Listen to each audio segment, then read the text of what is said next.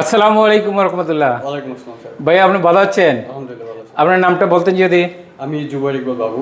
আচ্ছা, আপনি এই গ্লোবাল উশা একাডেমিতে কেন আসছিলেন? আমি এখানে সেফটি ম্যানেজমেন্টে কোর্স করতে এসেছি। তাহলে ভাই কোর্সগুলোর নাম যদি বলতেন। আমি এখানে 4টা কোর্স করেছি। 4টা কোর্সের প্রথম হচ্ছে মেনলি যেটা ওশা 30 hours, fire safety management, lifting and rigging and work permit receiver. Very good excellent.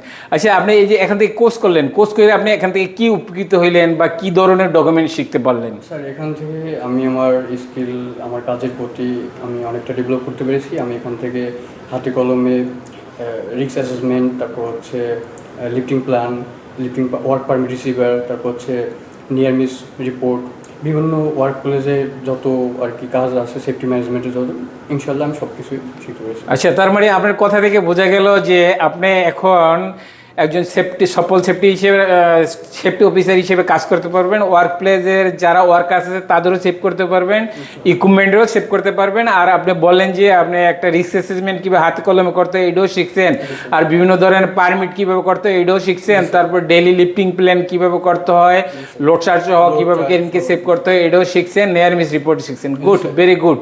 আপনার যেভাবে শিখছেন এটা আশা করি আপনার ওয়ার্ক লাইফে ভালো কাজ করবে, এবং এটা এটা একটা মহৎ পেশা। তাই যে কীভাবে ওয়ার্ক প্লেসে ওয়ার্কার সেফ থাকে এবং আপনি নিজে সেফ থাকেন, ইকুইপমেন্ট থাকতে পারবেন, এইভাবে কাজ করবেন, এই বলে আমি শেষ করছি। ইনশাল্লাহ স্যার, দোয়া করবেন স্যার।